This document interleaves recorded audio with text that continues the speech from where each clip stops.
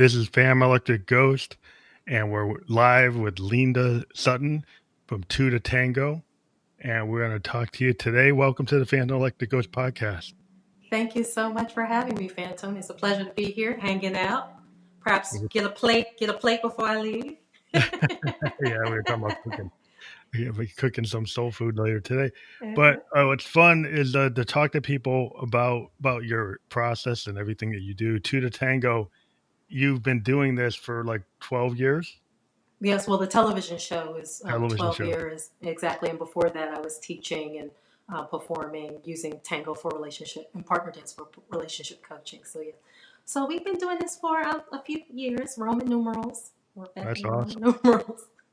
So I always ask a couple questions before we get to the heart of your story. What motivates you, and why do you do what you do?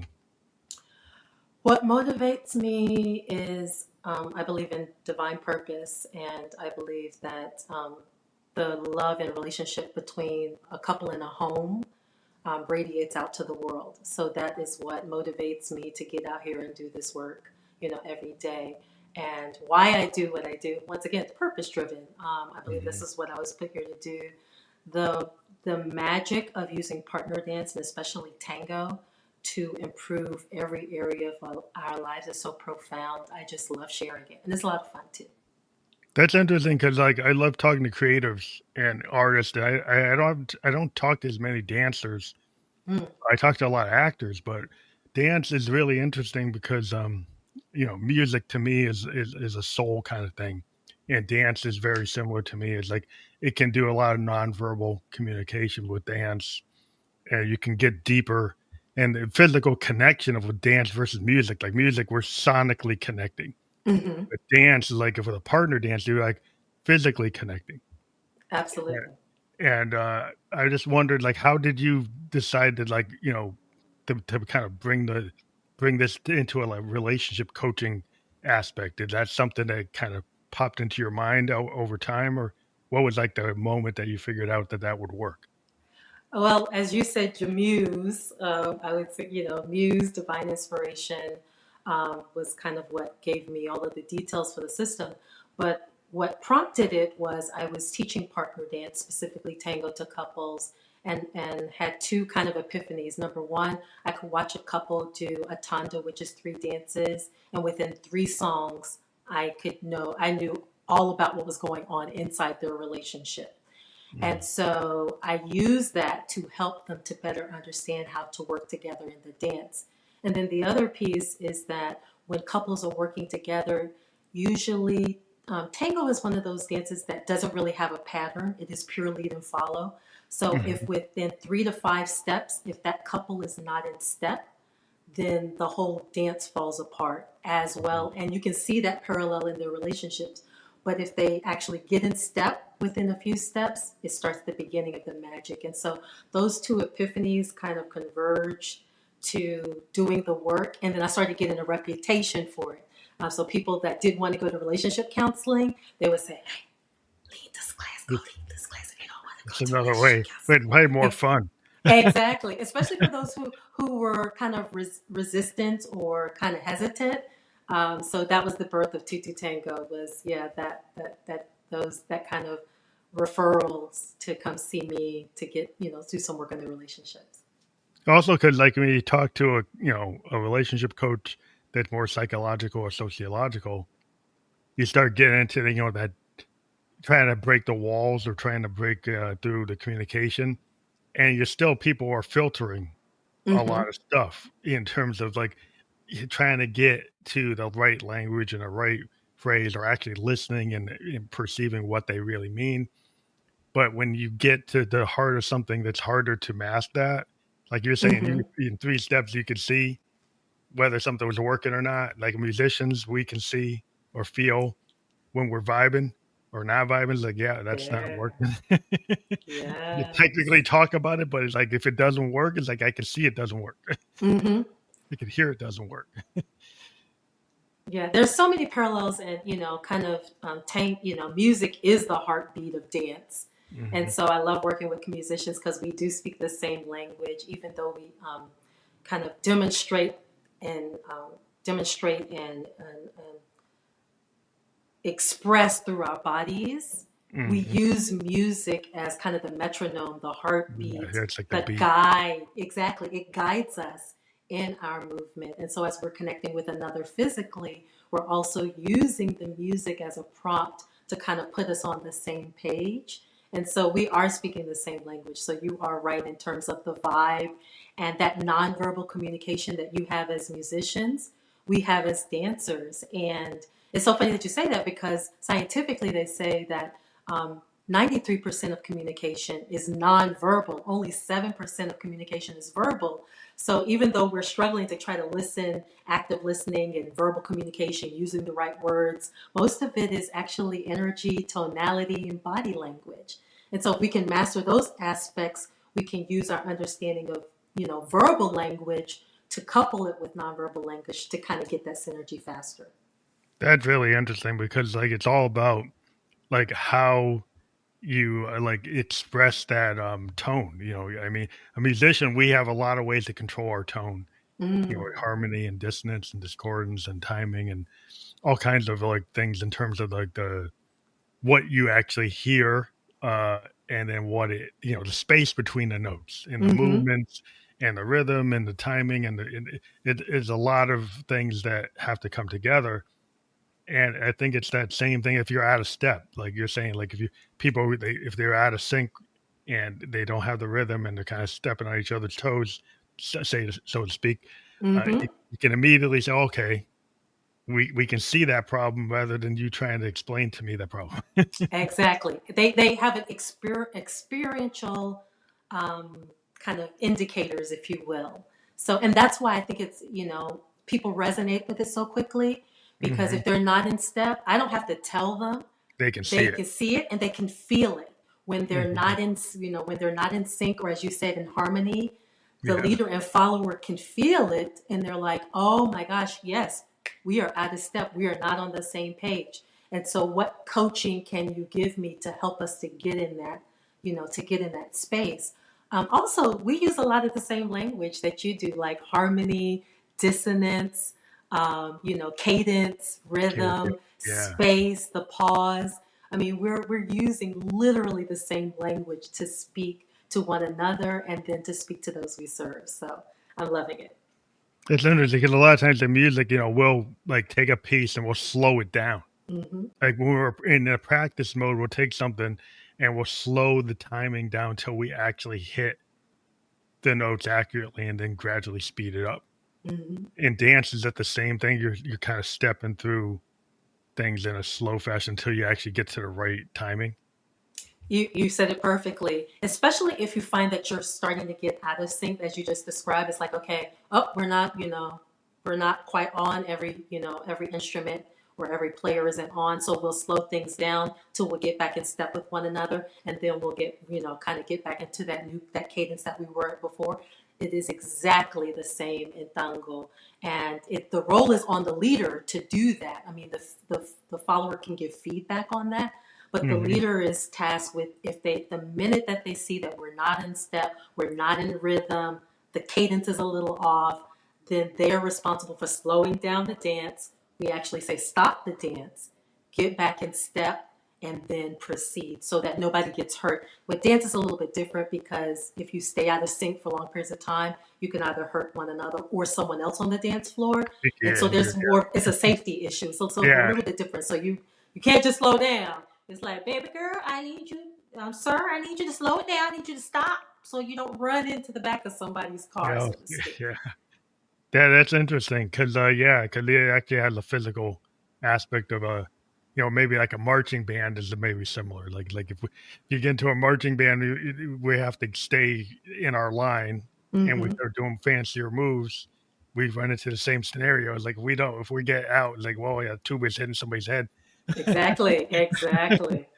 And Yeah, I usually draw a lot of parallels to driving too. Even though we don't often think about cars on the road, kind of having that kind of cadence and timing and rhythm with one another, they do because there's a certain distance that's safe.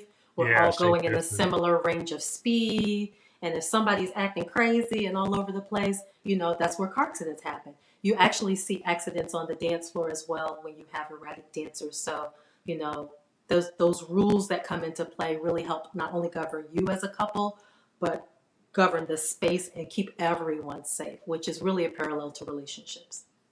And it also kind of gets into the discipline, like, sports and music and dance rehearsal.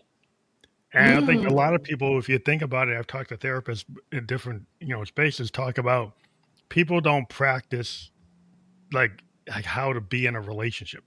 They don't Mm. have this. They don't go through the skills. They don't go and kind of have a remedial lesson in terms of how do you communicate? How do Mhm. you actually listen? How do you actually? Nobody teaches that in school. They just assume that you just all human beings just know how to do it. And what you find is that people have to go back, to therapists and coaching to find things that work. And you've got this new this idea of using tango, which is Mhm. more connective to me. It maybe gets past some of the things that maybe you could start with tango and then you need to go deeper. Maybe you do something else, but it seems like it's more accessible what you're doing. Absolutely, absolutely, and I think there might have been a period in time where there were these social structures that helped people, assisted people in how to interact socially, at least. You had cotillion and different clubs and things for in a certain era that kind Mhm. of helped to facilitate young people, usually in their teenage years, to know Mhm. how to interact with the opposite sex, to interact with the same sex, scouts and things like that. We don't have that's not as prolific nowadays. And Yeah. so, you don't have those social structures in place that children can watch because children typically learn through imitation, observation and imitation. Yeah. But tango and partner dance absolutely helps you with that because once again, it bypasses a lot of the verbal skills that maybe we may or may not have. And we all know how, most people know how to walk, even if whether it's, like marching band or with a little swag, Yeah. we know how to walk. So if we know how to do that, then we can learn how to um, work with one another through this fun activity that kind of brings your guards down and that you yourself can experience. Well, it's like the language of dance, you know, or the actual art of the dance. Is some people, this is why I run into people like with musicians, or the idea of being an artist is, oh, I can't do that because I'm not ballet or I'm not modern dance. I don't. So they don't even think. Do you run into people and say, well, I can't dance. So Oh this my is God. this is not something I could do because they expect themselves to be like, some 40s dance movie and they got to be at that level. Is like, oh, I can't do that. I can't do what I see on these big plays on stage. It's like that. So they think they don't have a permission structure to do it. You just tapped right in because actually I have another book coming up called So You Think You Can't Dance. And that usually is one of the first things that people say to me when they have a fear or concern. They say, oh, I can't dance. And then they give me the reason or rationale or the myth that or lie that they told themselves about why they can't dance. And I say to all of those people, that's, my story is your story. Most people think that I came out of the womb dancing. And that could not be further from the truth. I was a tomboy. I was extremely clumsy. Mm. Um, I didn't wear heels and, I wasn't comfortable to in them until I got, late in college. I had never taken a dance class until I got to college. And so when people see me dancing now, they're just like, you've been dancing since you were 3, my dear. And I'm like, no, child, not me. I was, when on my first dance class, my first tango class, literally, I was like hanging on to the man for dear life, trying to figure like, how am I going to walk backwards in these heels? And so I say to people, I hear it all the time. It was something that I had to work through myself. And I say to people all the time, like, yes, you're going to have these fears when you're learning anything from the first time. And because we have things like ballet and jazz and other types of dance form that are conservatory trained, we think that it's not for us. And Hmm. that cannot be further from the truth. There are so many dances from around the world that you can tap into and access. And if unless you intend to be a professional, it doesn't matter if you Yeah, don't that look one. like Yeah. a ballerina. You're there to have fun, connect with your own body, connect with others, and just enjoy life. And more dances are like that than, your typical traditional ones that people feel very intimidated by. Yeah, it's interesting. It's that permission structure where, like dance and music are really part of humanity. It's how, the old, if you go back to indigenous older cultures, it's like Mm-hmm. dance and, music are the initial communication methods that human beings had. So it's really kind of core humanity to tap into these arts. And then sometimes people put the arts and say, well, it's all about STEM. Mm-hmm. And I understand that, but it's like you have to understand, like being a human is like the arts is like that is necessary to me. It's like for your soul and for your heart to connect to the arts. And even though I'm in science in terms of software design, I Mm-hmm. find the left, right brain kind of dynamic. And we have so many folks that just think like, oh, the arts are like, we don't need to do that. We just need to focus on the things that will make you going into a typical like structured career. Job. Mhm. Yeah. Well, first of all, I'm gonna just pass around the collection plate because you just said preaching over there. Well, you you speak of my language because you are so correct, and you have literally pulled the words out of my mouth. I mean, the arts are the language of the soul. They are the language of the heart. And even though we think about typical, we think about culturally nowadays, things are more focused on the mental and financial aspects of our lives and nourishing us that way. And we have really gotten away from the emotional and spiritual aspects that gird the Yeah. mental and the financial. And so you are correct. It's like it's not something that's kind of extracurricular, even though culturally we have set that up that, the arts, music, art, physical art, dance are these extracurricular activities that are kind of off to the side for perhaps the elite. No, this is literally how your soul speaks. This is how your heart speaks to another person. It's a way that transcends language, it transcends culture. It allows us to connect, across a whole range of emotions. And so, yes, you are absolutely correct. And I'm hoping that this conversation between us will encourage people because here you have a musician and you have a dancer, and we're both saying to you that yes, it doesn't matter whether you're perfect or trained. Just Yeah. allow your soul to connect with it wherever you are and let it guide you, whether through music or dance or art or whatever creative expression. Where that goes to like the perfection trap or, the Mm, comparison trap that people run into. I run into so many people that won't try something or won't, even artists will they'll keep everything in their loft, right? They'll keep mm-hmm, all their paintings in their loft. They won't show them to anybody. And I've always been a big purveyor of the happy accident. It's kind of mm, like the idea that I heard, like Herbie Hancock was talking about working with Miles Davis, and he said, he was playing in the session on stage, and he hit the wrong chord for the composition, and he thought Miles was going to like kill him. mm-hmm, But Miles actually went and changed his part to match Herbie's in the moment. And then Herbie has this big like long like diatribe about this. Is like it opened up his mind to I can live in the moment. mm-hmm, That this is actually thinking about trying to get every note perfect wasn't the point. That you can evolve the song to no bad note. There's no bad note. There's like an opportunity. mm-hmm. And so that allows you to have a permission structure to try things that you're not perfect at. And maybe that helps with the relationships too, because everybody wants everything to be so ideal. And then they're You stuck in the ideal, and it's like, well, you gotta live in a moment. It's like, what if you're trying to get to this perfect moment, you're ignoring the current moment. absolutely. I mean, you just, oh, I love you speaking, like I said, speaking straight into the heart, probably ministering to me a little bit. Because, I mean, I'll just tell the audience, that is probably one of my biggest places of weakness, if you will, if I say, strengths and weaknesses, is I can be a perfectionist. And it was an initial barrier in several of the art forms that I started to play around with this need to be perfect, this concern about being judged, this concern about being criticized. And so many of my students run into it.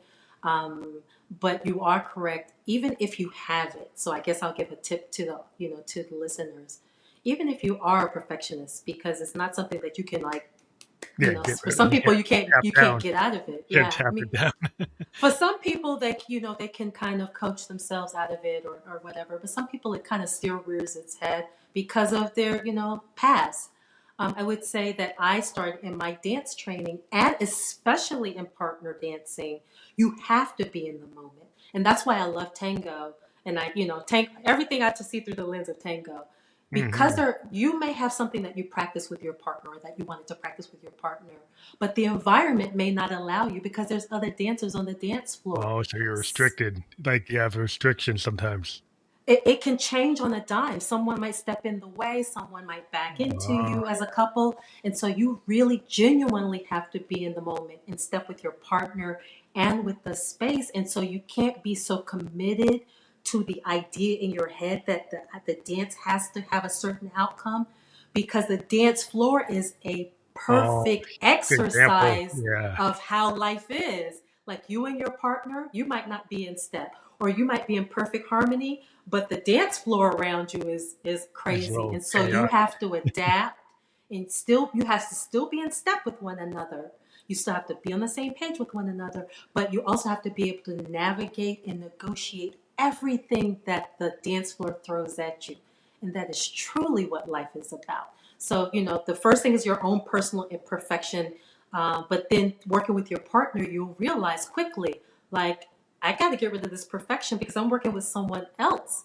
Things can change on a dime. Yeah. They're literally, and I'll say as an example, we dance on a lot of weird dance floors, and the dance floor itself can change the way you dance. Hmm. And I as a woman am in heels, and so I need my partner to be aware of where my heel might get stuck in something on the floor, and he needs to hear, in my body that something is off in her step. Let me Hmm. not try to force this step. Let me kind of give some You got to space so read the that I can moment. and make adjustments in the moment. Really be in your partner, really listen and be adaptable. And that's what makes it so fun. So, I mean, we were That's really really on the same cool. page with that. That's interesting because a lot of times, you know, in the arts you'll practice like a certain, a musician will practice a certain run or a certain Hmm. section of a song. But when it comes to like modal jazz, it's like the room dynamics can change how that's going to sound. We might, we have to adjust how we're doing this because Hmm. if we try to execute this in this room, it doesn't actually give us what we want. So we have to actually change it, or the audience is not vibing, and or the drummer is playing a little different. So we have to adjust in the moment. So it's that interesting thing between us, like on stage. It's like that microcosm of the band, Hmm. then the macrocosm of of the people in the room, like the crowd. Exactly. And so this adjustment, and it kind of teaches you how to deal with society because, like in your own relationship, the two people, that's like the microcosm, but the macrocosm is the how do you interact on the dance floor with the other dancers, and that can equate to how do you react in other social situations. Exactly. And then you realize, to expand that, how important it is for you two to be on the same page in order to navigate. So, because sometimes we as couples, and whether on and off the dance floor, you can get caught up in what's right and what's wrong with your partner. Like your partner, this, and they need to do this, and they need to do that, and they need to change this, and they need to change that. And actually, all the things that you want to change about them may be the very skills that are needed to negotiate the larger dance floor. And Hmm. so, you might think, for example, you say, "Oh, your wife is too loquacious. She's very talkative or whatever," and you're more reserved, and so you think your partner should be more reserved like you. However, in the larger dance floor, that is the actual skill that might build new connections that create new opportunities, for example, or their ability to pay attention to, they may be very good at listening to the room around them. I know some women that literally can hear the heels of another woman, and so they know how fast the couple in front of them is moving, even though she has her back to them. Because she can't see them, she's listening. She can hear their heel, and so you're like, whoa, like she might be able to give you feedback on something that you didn't even wasn't even aware could be perceived. So we can use that microcosm, macrocosm to improve our relationship and once again be in the moment. The last thing I'll say on that is that you said something very important about the room not vibing. Like the room might not be feeling what you're doing at that moment. And so, can you make adjustments so that you can get back connected?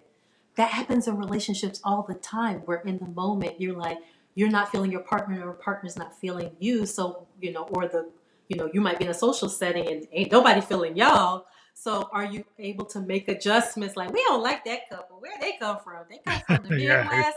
They come from the East Coast. Like, I'm in Texas. Like, we not feeling the people from the East Coast. Can you make adjustments so that you can reconnect and Mhm. reestablish the connection? It's all of that. That's really interesting. It kind of gets into also the idea of I want to get into like the leader in the tango. Like, does that position change? Can you swap leaders, or is that always like once you pick the leader that you're the leader? Well, the roles, we call them the principles govern the roles, and there are rules in the role that are by position. However, it doesn't change importance. So, what I tell leaders is yes, once you're leading technically in the tango, you are leading, like the person who's driving at the time. So you're Hmm. in the driver's seat, and so you're the one behind the wheel. I don't recommend you changing seats while you're on the road in motion. Yeah. You might want to pull off the road before you make that. But the number one rule of the leader is to keep your partner safe. But then the second one is lead and then follow your lead. So even though the leader is the one initiating the action, after they have initiated the lead or the action, their next step is to listen or follow behind that lead to get the feedback that they need in order to determine how to proceed next. So even though they're in the role of leader, their function is to literally cycle through leading and following. I lead and then I follow my lead. And then I use that feedback to lead the next thing. And then I follow behind my lead. And then the key thing is the follower absorbs the lead, they follow. And then the feedback they provide is the leadership, meaning, okay, this is what you're doing, and this is how it's impacting me and the world. And then Hmm. they take the feedback and then execute the next thing. So it's really a beautiful dynamic.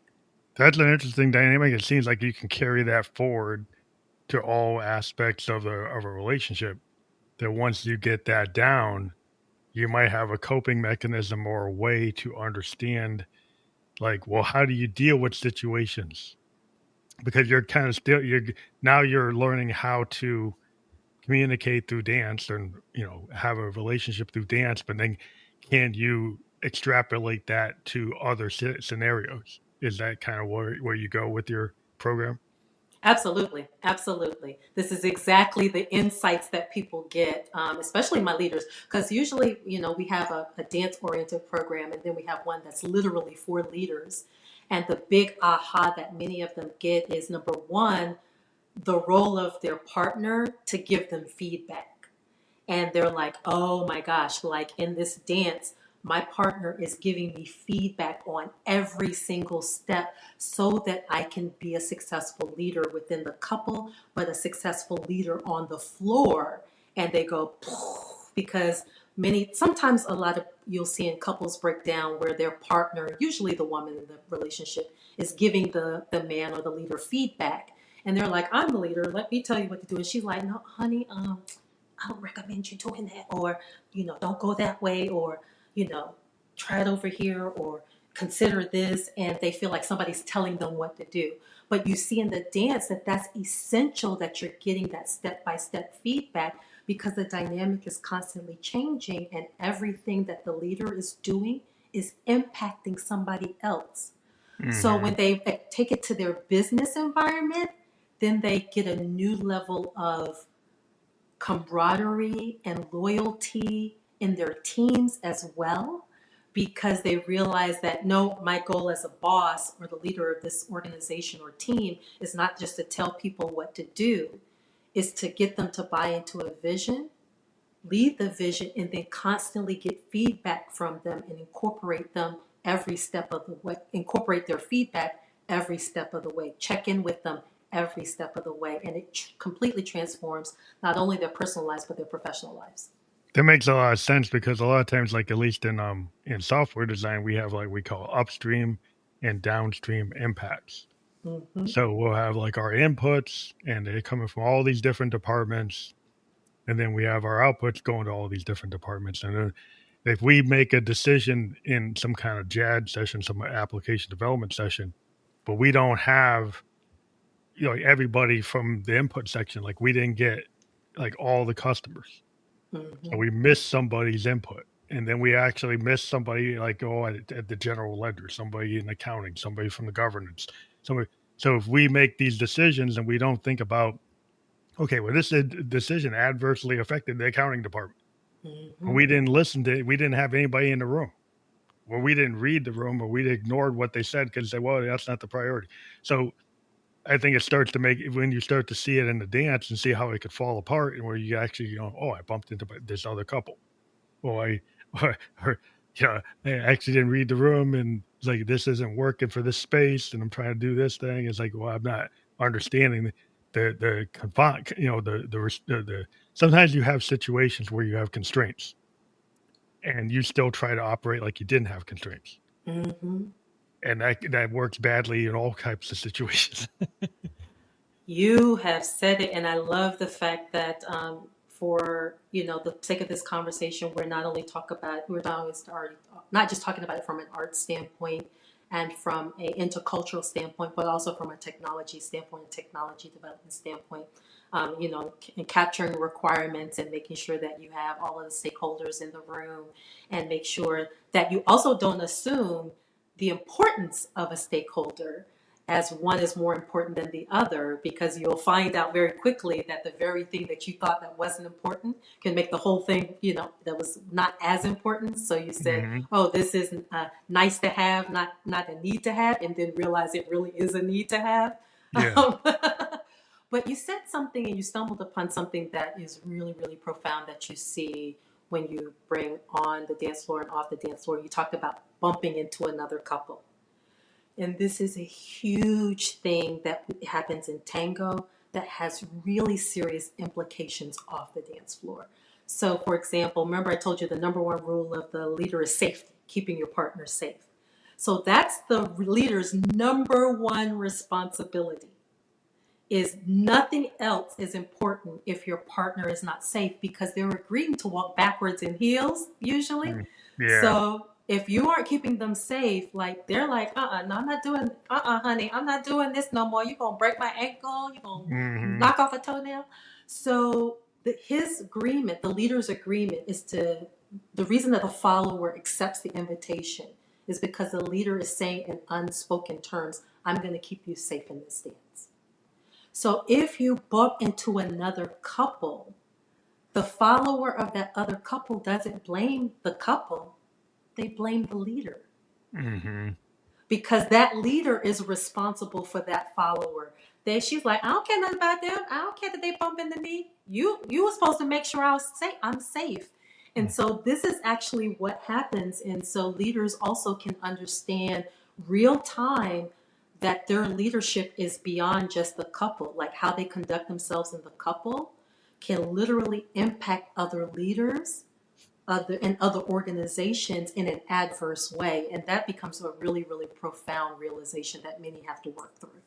And that goes to like community, because I think one of the issues like we have in the West sometimes is because I lived in Japan for a time, Mm, and what I find is like individualism gets so big that people don't think about the consequences of their actions. Like when I was living in Japan, during the flu season, everybody was like wearing masks. mm, They just, it was just automatic. They cared about what the impact to another the person, person. right? And it was a lot of communal stuff that you could see in Japan. There's a lot more. They think about the overall community sometimes over the individual. Mm-hmm. And in the West, we tend to like, oh, no way, my individual is more important than what it is. So I could go and do something, and I could like throw this other person totally out of whack, but it's Mm-hmm. my right. I can do whatever I want. And sometimes when you start to understand, it's like your individual, like what you want to do is not in a vacuum. Because Absolutely. we live in a world, it goes from the microcosm to the macrocosm. It goes from like a family to a neighborhood. to the city, to the state, to the country, to another country. And if you don't think about what you do, it cascades. And you have purely outlined the mission of 22Tango, literally. That's our belief, is that it really does trickle, as you say, it goes downstream that way. And that's why the importance of the couple is um, they say that the family is the fundamental unit of society. I think it's a step further. I think it's the couple. Because I think if the couple is in sync, then whatever family they create out of that will also have synergy and harmony, and it will impact the world, as you say, the world around you. And I think you're right, even though I will say culturally, you are correct. We say individualism over the communal or the collective.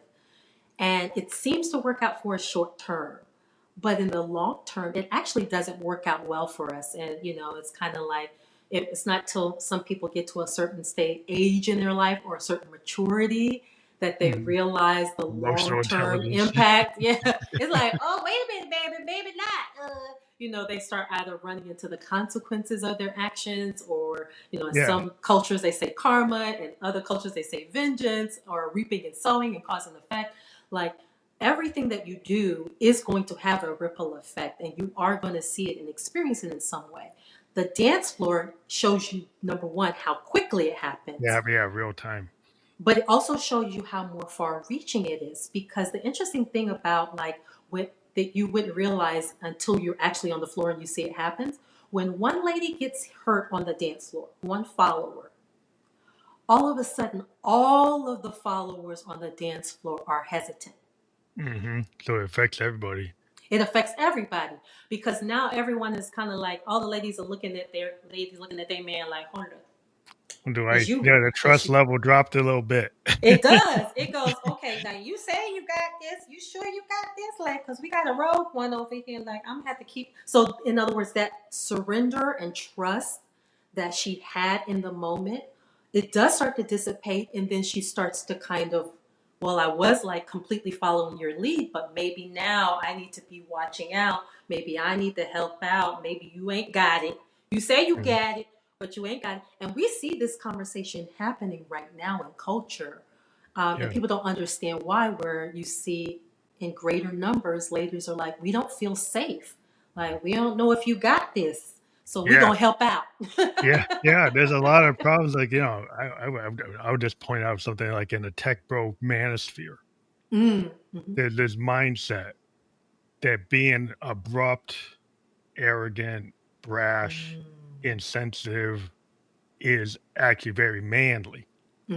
versus like being sensitive, empathetic, concerned, maybe, if you emotionally want to cry, you cry, but instead of getting angry and like lashing out, like the Hmm. idea in the mansfield, oh, it's better for me to be angry and yell and scream and lash out than to be reflective, looking Mm, glass self, and actually own up to maybe an insecurity or a problem and admit that. hmm. And like, well, like, what are you training these men to do? Ex- Versus what, to me is like, well, shouldn't you be more chivalrous? Shouldn't you be more sensitive? Shouldn't you be more concerned? Open the door hmm. versus like, oh, I'm not opening the door. Oh, I'm not being concerned about why she's up unhappy. I'm just going to do what I want because I'm in I'm the control. man. Yeah, I'm the man.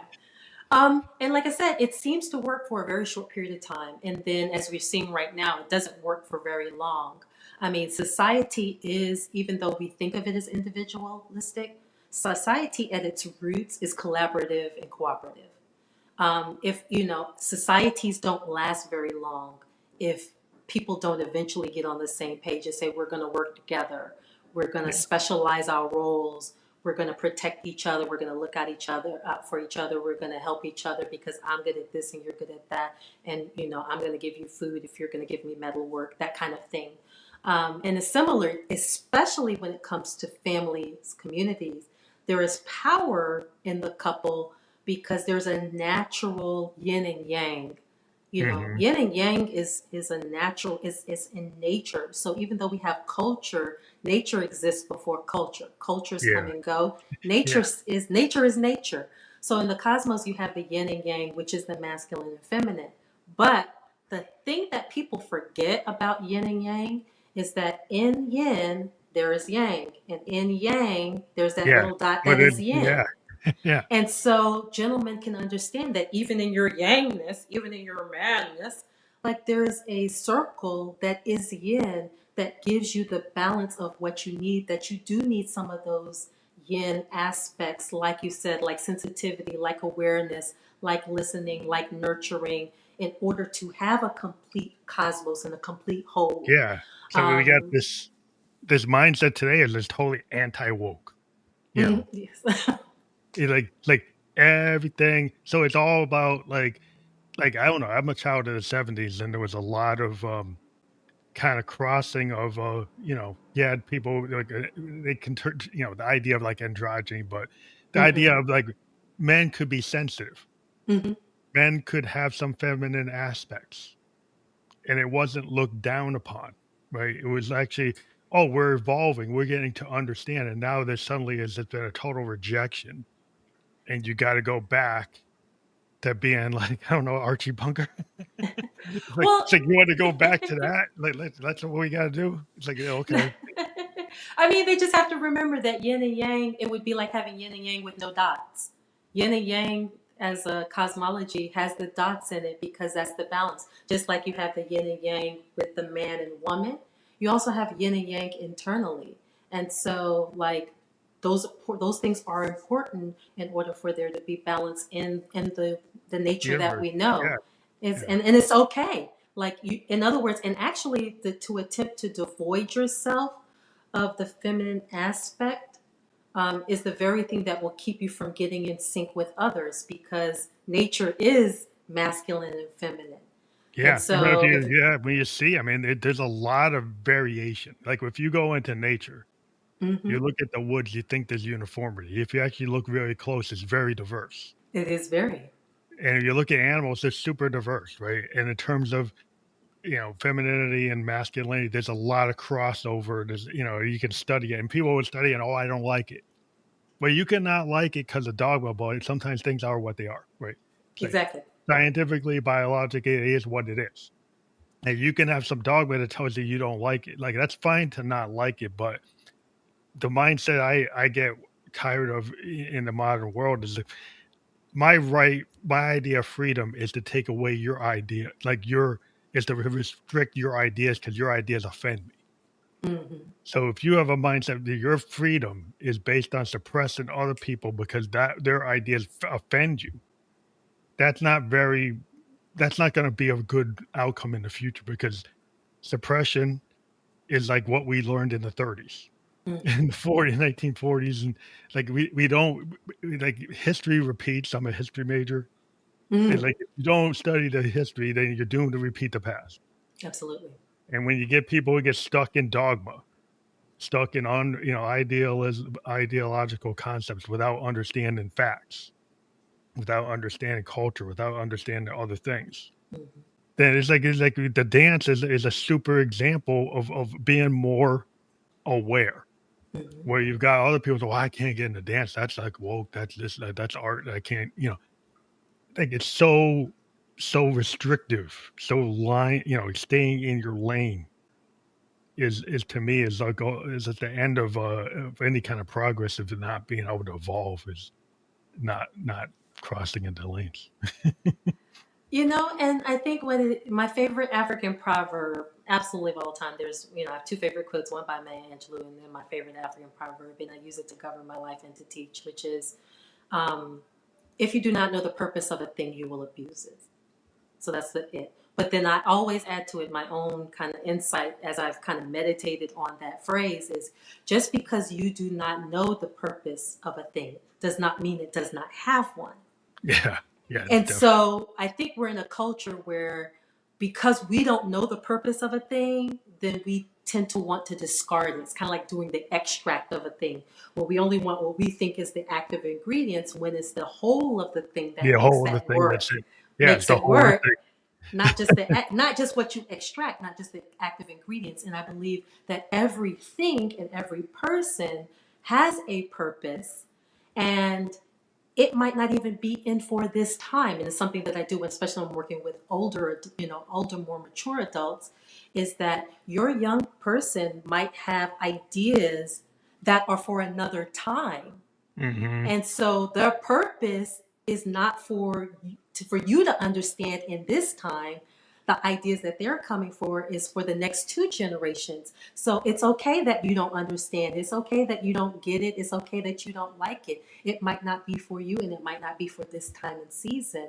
And don't denigrate it, or don't discard it just because you don't understand the purpose of it. It has a purpose, whether or not you understand it. And I think the diversity of masculine and feminine is the first place where we can work that out.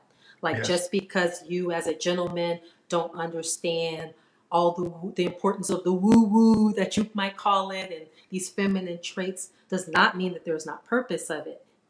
And I will say that we're seeing that happen on a global scale, where the purpose of women, if you will, in various ways, is showing up in government, because women are not having children anymore. And the birth replacement rate is dropping. The fertility rate is dropping to below replacement levels. And so Mm-hmm. now governments are like, wait a minute, hold on. And y'all don't have any babies, y'all don't have not having families, like, economies are going to collapse. So Mm-hmm. whereas before, oh, what these women over here do, or the birthing, motherhood thing, we don't see economic value in it. Now, because of the birth replacement rate dropping, they're starting to see the value of it. And I was like, this is prime. Just because you don't know the purpose of a thing, or you don't think it's important, doesn't mean that it isn't. Mm-hmm. And so, like I said, we're even seeing it on a global scale across countries, where the birth replacement rate is dropping, and they're figuring out, like, oh, maybe some of these things that our feminine, or the women in our community, is saying is important, and we need to Yeah. start listening. So I hate to, it's kind of like you said, go from micro to macro. This is what we're starting to face now as a globe. And also, it's like in terms of relationships, it's like if men and women are having trouble with relationships, divorces, like every marriage is 50% ended in a divorce, right? People are not learning how to stay together. Hmm. If you don't stay together, well, you're not going to propagate, right? So, so like the idea, and then if you have society doesn't actually encourage families, right? Like if you don't actually pay a living wage, Hmm. right? Exactly. So somebody can be comfortable to have kids. Right. If the society at the macrocosm doesn't actually encourage the behavior they say they encourage, Hmm. but instead encourages like greed and kind of self gratification to the point where you don't reproduce, you just gather as much as you can and don't consider about The community. community. So like when say so this is where the ideas is sometimes some of your ideas are kind of incongruent. They're not you're not looking at the big picture. You're Hmm. too into you're not looking at the full aspect. You're not respecting things. You're not looking at like people think you think about these people who come up with these ideas, right? Oh, Hmm. 15 steps to get this done. Somebody is successful and they get like, well, I did this in 6 months. But what they forget is there were 15 years that they or 20 years of life they had before they did this thing in 6 months. The whatever step they did in the 6 months doesn't take into account there was 6 months plus 15 years. So it was 15 years, Hmm. 6 months. So people would get and say, well, I can do the six step. I did these steps and I didn't get it because you didn't have the 15, 20 years. And so you're not getting the full picture. You're getting like a distilled picture. So you're like, well, how come it doesn't work? Hmm. It's like what you just said. It doesn't work. It is so beautiful. I mean, like, I love, because and y'all go back, sure you listen. You got to go back and listen to this and take notes, um, because when you talked about where you're talking about kind of the macrocosm, and the breakdown, and the focus on certain aspects like greed and things like that, that's what's going on the micro level. The micro level is that the reason that things are breaking down is because there is not listening, and there is not taking into consideration the whole. Like you were saying, upstream, we take these requirements, we put them in, and it impacts everything downstream. And if the leaders of both the relationships or in the families, and the leaders of the community and the leaders of the world are not constantly not only taking the feedback but incorporating it into their solutions and their creations, they are going to have errors downstream. It's going to missing a lot of things. It's going to be missing a lot of things. And I think that's what's happening in relationships right now.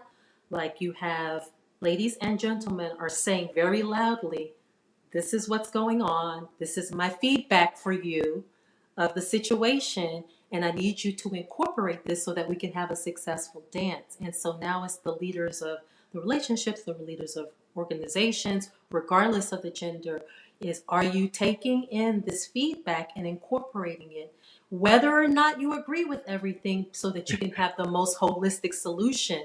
Because, like you said, living wage was like, okay, so you can say, fine, we're not going to give a living wage. And so the ladies are like, fine, I don't have a living wage, so I'm not going to have any children. So now you have no workers. Now you have no functioning society. Like, and it's like, oh, well, maybe the greed isn't working out. It worked out for a little while, and now it's not working out. Or if mothers or families don't feel safe, the children don't feel safe, they're not going to have larger families because they don't feel safe. Or if they're not respected and valued, their contribution in a non-financial way isn't valued. Either couple, a person in the couple, they're not going to continue to do that thing. So, all of these things are coming into play. And I love that Tango gives us that kind of real time, very visceral experience so that we can start to apply those lessons out in the world around us. Yeah, it's just like, it's the same idea, like the tango, your immediate result where, you're seeing what happens like in the kind of this like laboratory social experiment of your life. Like, so Mm-hmm. hey, let's see if we can actually work together and try to make something work that's beautiful. Dance is beautiful. And that connection is kind of extend it's an example of like what can happen if you work together Together. versus what Yes. happens when you don't work together, like when you disconnect. And when people only think about like, well, I want to do this thing, but that result ends up making everybody in the dance say, well, I don't trust my leader now. Exactly. Exactly. That I mean, that's some you could do it, but like what's the result? That's real life. That's real life. Because you want to do that fancy move and you kick somebody, and that everybody relationship is jacked up. Like, sir, we need you to calm down. Like, Yeah, and that's it's like real. yeah, and then when you get people, it's like, well, I want that to be the way, my way or the highway. Mm, And then it's like, I want my will. And okay, well, what happens when you do that? Well, then, nobody can afford the price of groceries. Nobody can afford their rent. But these people can. These people can go buy another yacht. But this hmm. person can't buy a pack of eggs. Now, if you want these people who buy the eggs to have kids, maybe this person shouldn't be able to buy more yachts.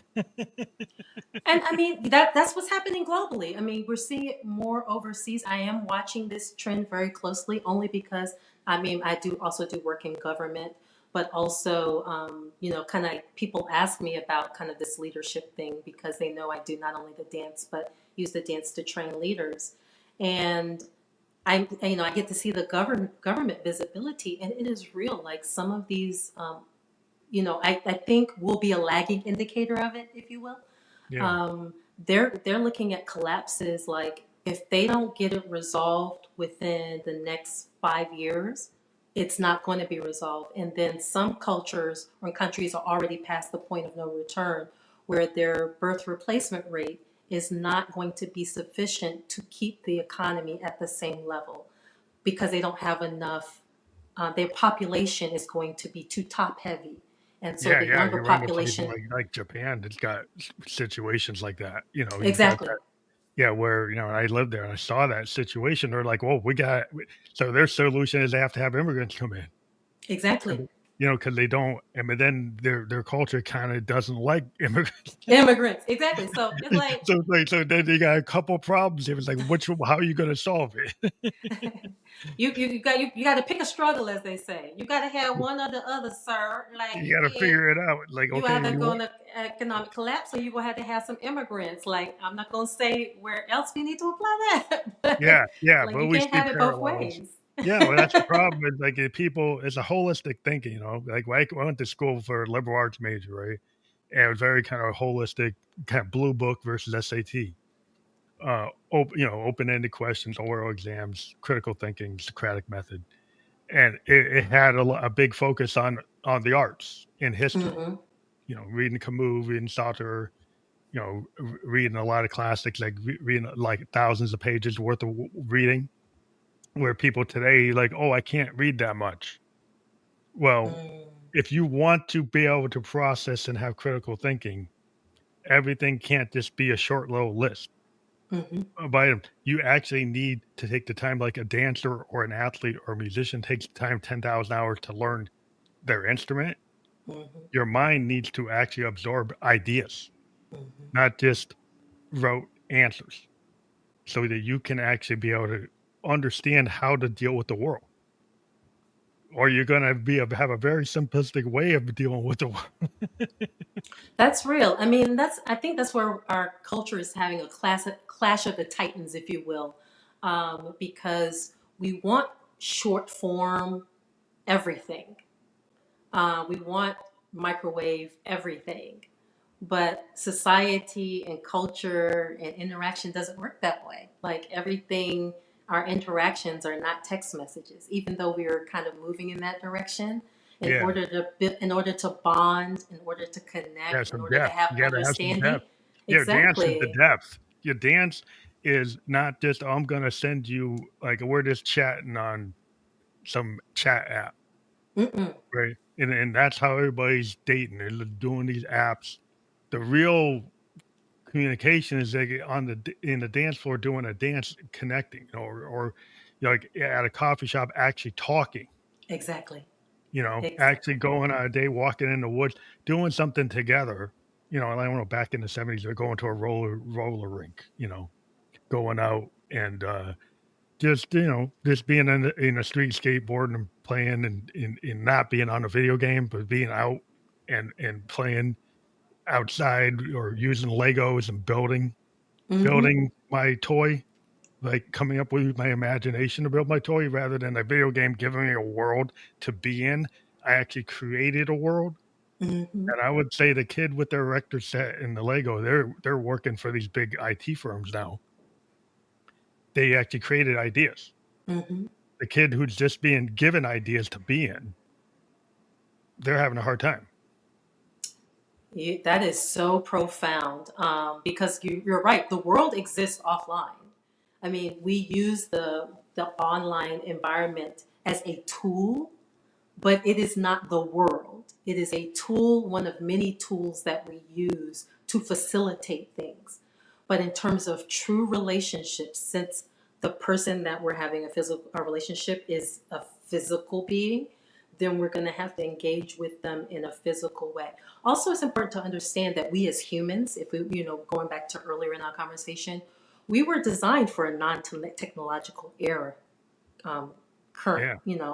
basically, our senses, our physiology is designed for offline living, so to speak. Yeah. We can use it like we have the senses, we have our intuition, we have our instinctual responses are all based on an offline environment, if you will.